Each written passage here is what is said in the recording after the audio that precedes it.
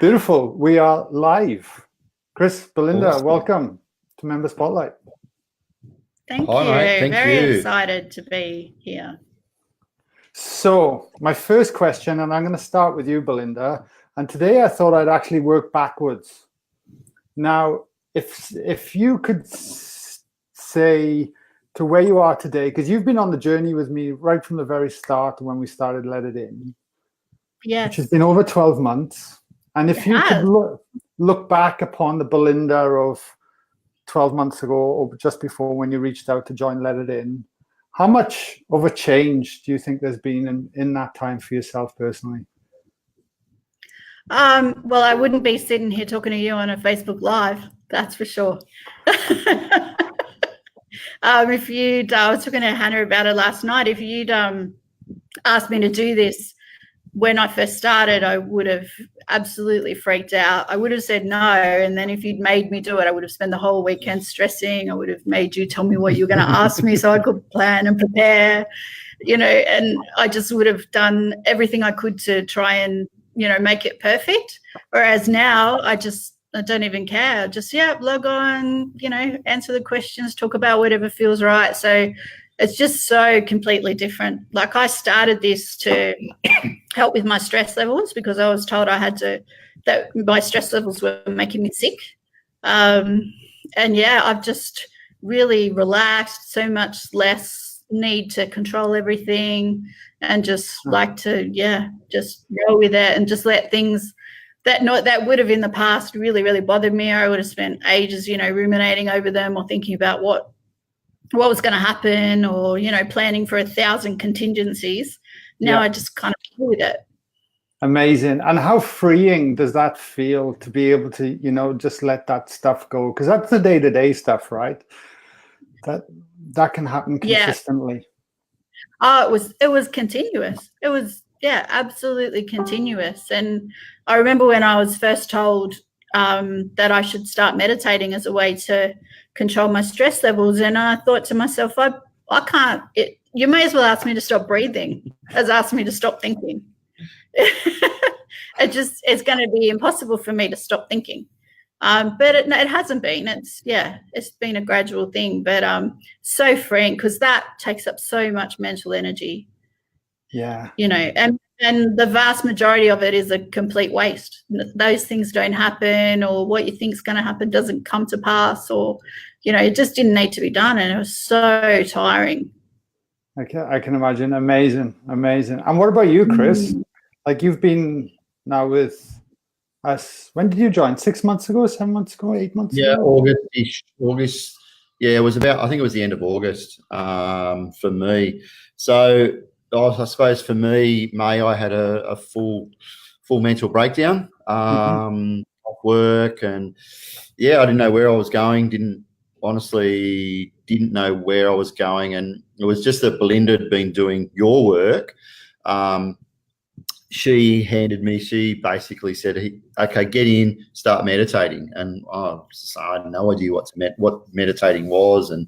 And I suppose I was hesitant because I didn't want it to bring up things that I just had happily buried away, and didn't realize that they were the things that were dragging me down and were one of the major factors of why I had the breakdown. So I started off on the Headspace app and was meditating regularly, and I actually found that it started to help, and took up yoga as well. So the yin classes I found were good, and that was just meditating. And like, if I hadn't have learnt the meditating and then done the yin, I would have just been laying in yin poses thinking about all the other shit going on in my head. Yeah. Whereas learning to meditate, you learn to go with so you're meditating when you're in those poses. And then a little bit further forward, I actually pulled Belinda aside, and I'd seen the changes in her, and there was changes I didn't like, and there was changes elaborate that a little on Chris. Speak your truth. I probably didn't work that out until I started doing your work. Okay. So once I started doing the work, I was like watching one of your videos, and I'm sitting there and I'm going, Oh, shit, yeah, talk your truth. Okay, now that's what happened a month, 3 months ago, whatever it was, because, yeah, I was just being me at the time, bad habits, just all those learned habits that you do. Like, I can't think of anything as in specific, so you could probably tell you. But I got called out many a times about, why you keep doing this? Why are you going to do that? Why do you do this? And I was defensive. I hated it. I didn't like it. But then the more and more, once I joined your group and realised and become that watcher, the metacognition, and that's a big thing that's really resonated with me, is to watch what you do. That I was like, oh shit, I've had all these learned behaviours, and a lot of Belinda's stress would have been caused by me from those bad behaviours. So I think, but we all settle, but we can settle for that as well and accept it then to be. Yeah. And that's what had happened. I kind of just settled and realized that, and just accepted that was the way it was going to be. And then I wasn't a person that, that spoke up about what I didn't want to do. I kind of pushed it down and then got resentful and all those sorts of things about it without actually speaking about it. But so that was the change in me, and not just at home, at work as well, speaking up when I wasn't happy about something instead of just pushing it down and letting it ride. And that kind of forced it. Yeah. So just as a small example, I suppose, Chris used to spend Sunday night whinging about having to go to work Monday.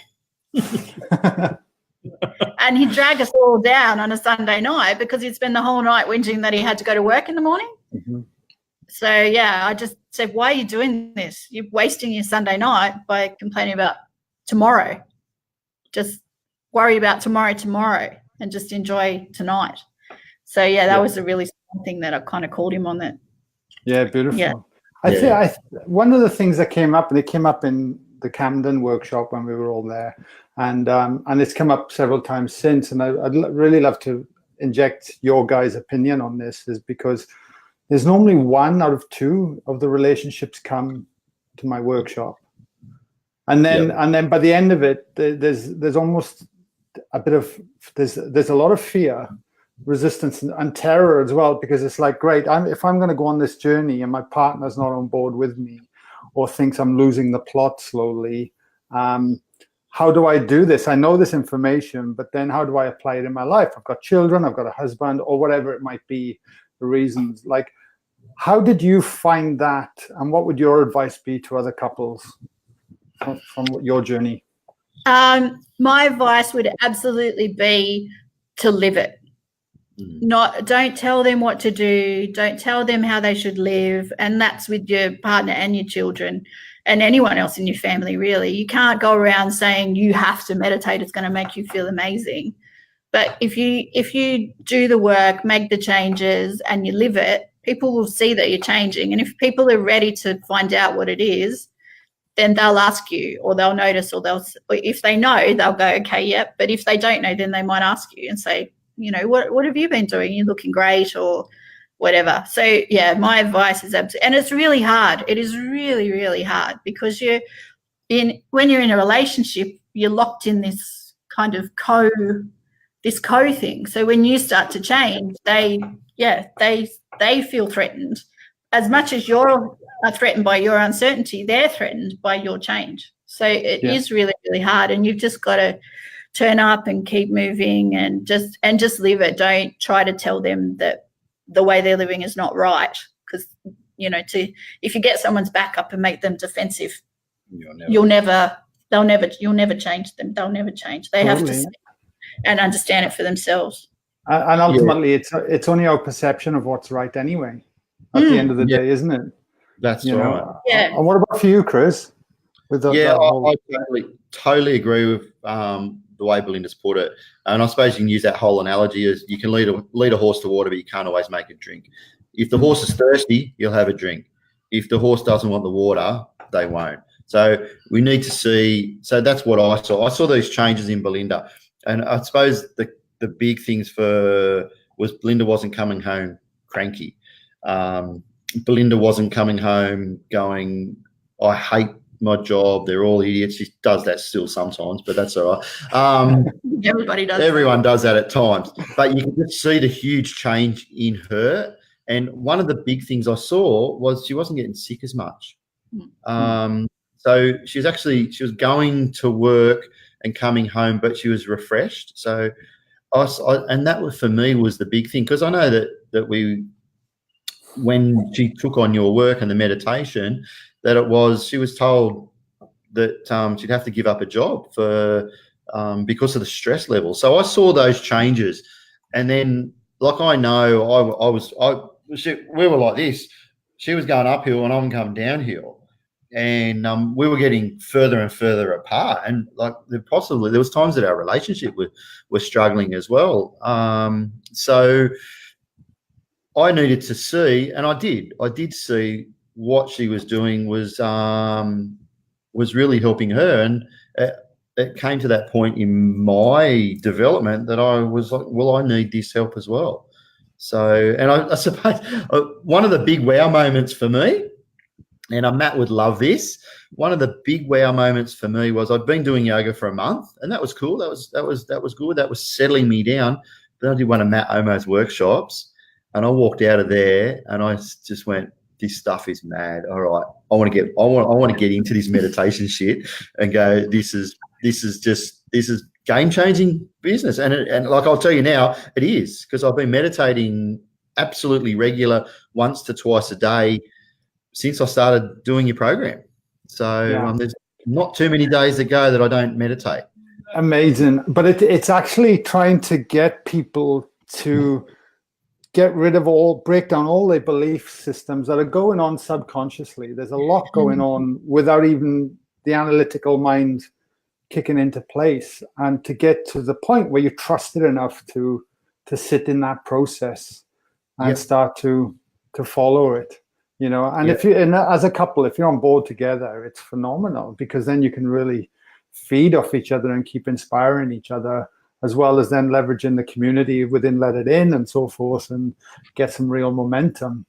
But it's just being able to make that switch, isn't it? I always did the saying that popped in my head then, Chris, and I think about this, especially for us males, quite often, would you rather be right or happy? And quite often we try and prove ourselves right, but ultimately at the end of the day, if we let all that go and just make decisions that are going to allow us to find that space and find that place of happiness, then huge shifts can start to happen, right? Oh, absolutely. Yeah. I'm just gonna add further to that, and I think, actually, as you said, do we want to be happy or right? And especially with us guys, and there's a lot of girls out there as well, but ego is a huge thing. And so be right, that's our ego ruling us. But if we want to be happy, we need to let ego go. And that's what I've actually probably only noticed that even this year, that ego is up here, and then to just bring it down. And so I think that's an important thing. And I love that. Yeah, I want to be happy. Don't necessarily need to be right all the time. That's it. That's my motto. It's okay. As long as I'm happy, I'm good with it. I don't care if I'm right or wrong anymore. So another thing that occurs, because again, you guys have embraced the work, and again, I refer to you, Belinda, as well, because you've seen my journey over the last 12 months, going full circle as well, getting all the way to the point where we completed our first retreat, which was at the beginning of January. And I'm intrigued as well for you, Chris, because for somebody that didn't meditate or didn't even have any connection to this work, to be open enough to look at this work, experience Matt Olmo's work, the sound healer, then come to, join Let It In, where you could say it can seem a little bit wacky at first, because we even get to the point where we're doing these energy centers and group intentions. And then, of course, you guys come to the retreat, and finally we're able to embrace what we've been harping on about in this 3-day bubble. And you, Chris, find yourself in a group intention at the end of it as well, where there's this huge amount of energy moving, right? Yep. Like, I don't even know what the question is, but I'm trying to break down people's beliefs around this stuff already. How would you explain it, or what has it meant to you to go from not even knowing this work is out there to then fully embodying something like the 3 days? And what's your relationship? How has it changed you? how has it changed your thought about this work? Like, where do you stand with it all? I just, well, for me, it's just surrender. So, and I know we talk a lot about surrender, and so I've just surrendered into it, the work. But to realise that there's so much more out there. I think what's happened is I was walking around for all these years just with my blinkers on, narrow-minded, not looking forward to the next day, but looking forward to another day, and just going along there, but didn't have the peripheral, you know what I mean? Peripheral, yes, vision, to see what else is out there, but not even open to it, not open to the different things out in the world. And it's funny, I remember many years ago, probably would have been 8 or 9 years ago, we used to have this this guy used to come into our office where I work, and he would talk about that he's a Reiki healer, and he'd come in and he'd talk and he'd do the breathing and all that sort of thing. And I was a bit like, who the bloody hell is this idiot? Like, yeah. What? And so that was just like, this is just rubbish. But whereas now, I suppose experience, but you've got to go to those experiences, but you've got to be open to the experience to be able to accept it. Like, yeah, you can go to the experience and you can experience it, but if you're not open to it and surrender to the work, you won't understand it. Totally. Was you nervous when you were about to receive the intention? Do you want to walk us through how you felt and what happened? Because I haven't heard that fully either. I was excited. I was so, when Petra walked over and grabbed my arm, I actually felt the energy from Petra. Just the way she walked over and she just grabbed my arm and smiled at me and said, "Come on." I was excited. I was like, and like, as you know, that's my word of the year is excited. Yeah, I wasn't nervous at all. I was. Yeah, actually, I felt blessed that I was chosen. I didn't have any moment of unworthiness. I know other people have felt unworthy. I actually felt I went with it. I went, there's a reason I've been chosen. This is awesome. Thank you very much. And I was like, I basically, when Petra grabbed me by the arm, I teared up straight away. I was like, how good is this? This is awesome. I'm actually getting a bit emotional now about it. It's like, and then when we got into the circle, was like, oh, how cool! Looked who was there, and it was so good. Wendy was there because Wendy and Belinda have had such a good relationship, and you can just see finally met at the retreat, and so it was good to have her there. And it was also it was awesome that like Matt was there as well. But like, it could have been anyone, if that makes sense. But just it was really good. It was really good. And I suppose when I lay down and looked up, I haven't really. I know I told you that I had some neck problems, but when I actually laid down, I was very uncomfortable. I laid there and my neck was really sore at the time, just from I didn't take my own pillow away and didn't do those sort of things that I normally do. But I laid down and I was really uncomfortable, and I was like, I was thinking to myself, Matt, I asked Matt, can you give me a pillow or something like that? And then I went, nah, just don't be a pain. Just do it. So I just laid there. And then the funny thing was, for probably, I've had the last couple of weeks, my neck's been playing up again. But for what are we, 3 weeks, close to 4 weeks, I had no neck pain at all. And I'm talking, I had a car accident 4 years ago where I had crushed nerve between crushed disc between C3 and C4, and I suffer headache and I suffer neck pain on and off regularly depending on what I do. And considering we drove up there and drove back, that would normally hurt me because just sitting in a car. But yeah, I had 4 weeks of no pain. I'm talking no pain, no headaches, no anything. Probably 3 weeks after the retreat. Amazing. So, we need to get you back in the circle. Yeah. Yeah, just give me one.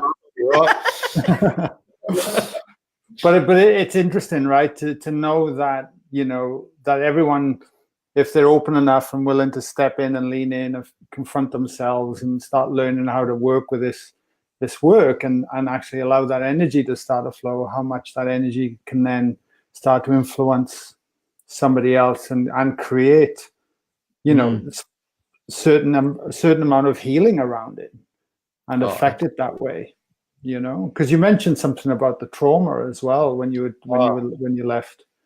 Yeah, that's right. I did, because, like, my background with some of the issues I had. I've had PTSD, post-traumatic stress disorder, anxiety, and depression. And the PTSD is probably one of the big things. And always felt that I led people in a situation where we all could have got killed, and that's the short story of it. And I've lived with that for probably 10 years, and that's been a part of the issues that I've had. And then when we did the group intention, when I received, there was a time I felt I was underwater, and I felt peace, I felt calm, and then all of a sudden I was under the water, and I felt I was drowning. I couldn't breathe. And then I just felt my whole body stiffen, and then it was like I was having a fit. Like I was, I've seen people have epileptic fits, and that's what it felt like I was doing. And like my neck went back, and I was making gurgling noises, and was pretty mad. And then that probably, I don't know how long that was, whether it could have been 5 seconds or 30 seconds of that, I don't know. For me, time was irrelevant while it was happening. But then all of a sudden, when it finished, I felt so calm. And the first thing that went into my head was thank God, well, it was thank something else, that the trauma has gone. The trauma's gone. It's left your body. And yeah. And do you know what? I feel so much better. So it was just awesome. It's amazing how much information the body can hold, right? But if we set up the right environment, and that's what we do with the meditation practice every day, right? We're slowly allowing it to recalibrate itself and find a new homeostasis from all the stress and all the things that have occurred in our lives and the way it's learned along the way. Yeah. And those changes come in. And what about you, Belinda? Like, how have you, after experiencing something, because it's quite an intense emotional experience as well. And, the one thing myself, Matt and Petra worked hard on was making sure we grounded everyone back down and getting ready to embody our new self when stepping back into day-to-day life. How have you found that transition back, and what do you think the differences have been? I made the decision, which was a very good one, to take that week after the retreat off work. So, and Chris was off as well because he was still on holidays. So we were able to there was a lot to kind of take in. So much had happened, so much to kind of think about and try to recalibrate. So I think if I'd gone straight back to work, straight into those stressful situations, it just would all almost gone out the window. But I was able to sit and write some stuff down and just work through it, which was really, really good. And everybody that we saw during that week was like, "Where have you guys been? You look amazing. You're on top of the world. You're floating around." Like, yeah, we got a lot of comments that week about absolutely, about our energy, which was interesting. But I think I feel like we've got a new reference point I've got a new reference point for where I want to be. So the environment, the place, the people, the group, everything sort of combined to bring us up. And it was in one of the meditations in the retreat was the first time I'd ever felt really light in a meditation, like I was going to float away. I've always felt really heavy. And I actually grabbed hold of the chair because it felt like I was going to float up off the chair, like I was a giant helium balloon or something. But yeah, so to have just some really new, different experiences, like, okay, yeah, we couldn't really stay up there forever with that high energy. But then I came back and I looked around and at some people who are probably able to live like that. So I've started to look at what do they do, just to go, because as I said, it's definitely given me a new reference point for this is where I want to be. So then looking at some people who are basically our yoga teachers and going, okay, they have that high energy nearly all of the time. So what do they do? What do they do that's different to what I do? And how can I start to incorporate some of that to see where I'm going? And it's energized us. We've got some big plans for the coming year to kind of change what we're doing and move into helping young people understand this work and meditation and how it's important to them. So, and it's really, we've made some big steps and in the last week or so, and it's to be able to move on into that. So, it's amazing, life-changing, absolutely life-changing. Yeah. Well, it changed my life too. I'm Matt. I'm Petra's. I'm not just saying those words for the sake of it, because we've been doing this work a long time individually. And the sum of our collective selves coming together then allowed us to really create a even more amazing space than if it was just one part, if that makes sense. And we walked away with our own breakthroughs and our own emotional things that had shifted, because we're in that energy too, just as much as everyone else. There's no escaping it, know. And but I love what you said there, Belinda, because it's so important. Once we start having new reference points, all of a sudden we can start creating new normals for ourselves. And then we actually start to stop tolerating all the things that we have been settling for and whatever subconscious belief is allowing us for that. And then as we shift that, you think, well, if that's possible, what else is possible? And all of a sudden we become more curious, we become more joyful, we become more happy, and we enjoy the journey and exploring it, and not waiting for it to get there before it then makes us happy. And it's massive. Yeah. It's so important. Yeah, definitely. And even, as you said, just thinking about in my life, okay, what makes me feel light? What makes me feel like that? What makes me feel heavy and down? And I want to do more of those things that make me feel like I did at the retreat. Yeah. So a couple of questions for the pair of you, or feel free whoever wants to answer first. But for the new guys that are coming in to let her in, or for the people that might even end up, because I'm going to turn this into a podcast as well later on the track. And I get met, what people don't realize is that I get met with a lot of resistance. I get met with resistance at my workshops. Like, they love the idea of it, but the moment you have to start taking action and start doing something differently, there's huge resistance. And I feel it all the time. And funnily enough, on the Gold Coast, I was met with a lot of resistance this Saturday up there. But then, of course, you make a decision, you join, let it in, and there's we got the 4-week challenge going on at the moment. There's a lot of new guys in here, and people are going for it. But I have no doubt they're going to be meeting their resistance points too, especially if they're not even doing a video yet, and so forth, which I always encourage. What would your advice be to those people that maybe they're right now going, oh yeah, that's me? Do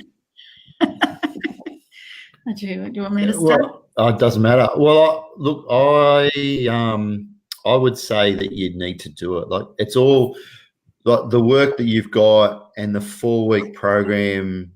If you just sit there and watch the videos and that's all you do, so you just jump on, you do your 4 weeks, you read the video, you watch your videos, you are going to learn something.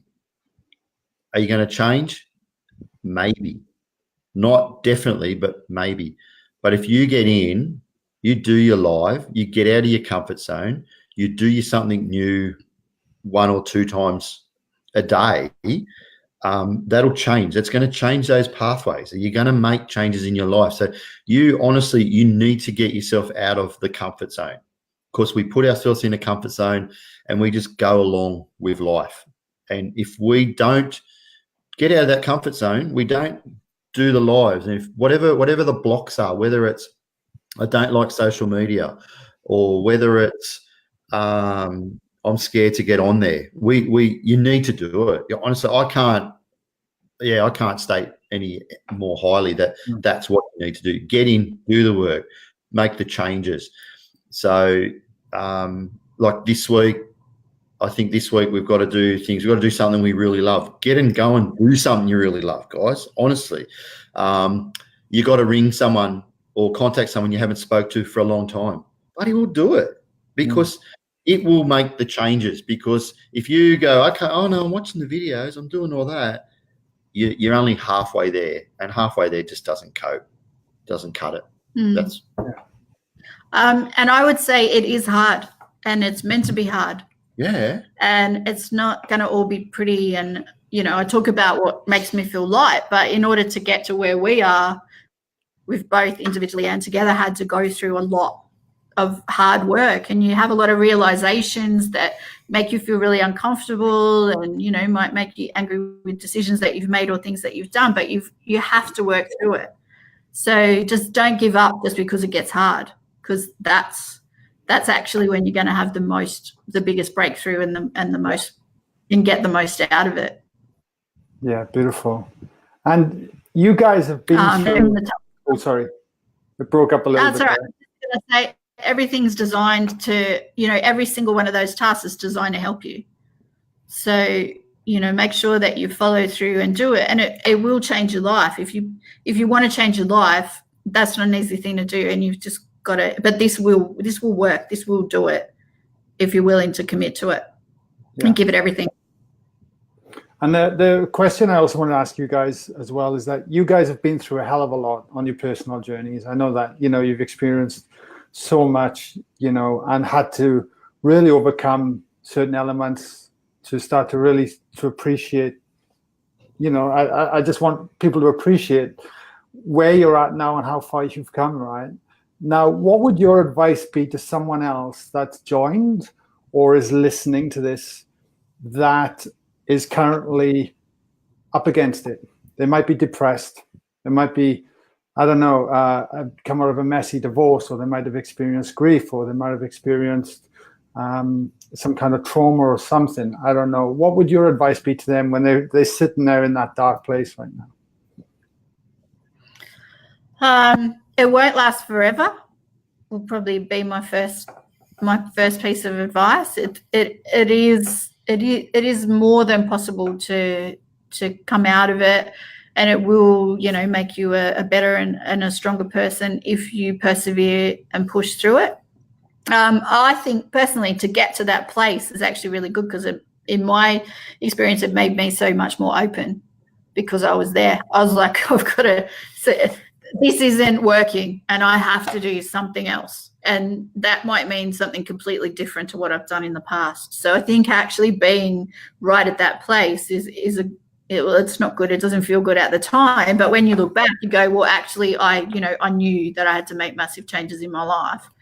And yeah, that it will help you. But to, you know, get professional support, which is always out there and can help you as well if it gets to that, or at least have it on hand in case, because sometimes, well, for me, it got worse before it got better, because I had to make some big realizations in my life and come to some acceptance that I caused some things that had happened, and that was really hard to deal with. So you might need a little bit of extra support with it, you know, maybe the group, which is amazing. The Facebook group is just amazing, and maybe that will be enough for you, but maybe you'll need to get some other support as well. Yeah. Chris? Yeah, well, for me, I'm the same. I definitely need some, like, depression, anxiety, PTSD. I think people need to realise that, yeah, it's a shit go. It's an honestly shit go. But believe you me, and you don't understand, you don't think when you're there that there's light at the end of the tunnel. Because I was ready to end it. On that's how far I was. I was ready to. I won't go into the specifics, but I had enough. So I thought I was alone, and everyone who's in that situation feels exactly the same way. So, yeah, as Belinda said, go get some professional help. Like, don't get me wrong, I haven't done it on yoga, let it in, support from my wife alone. I've also been seen a clinical psychologist along the way as well. So I've had that professional help. So I would honestly say put it all together. I've got a little cat coming to say hello to me.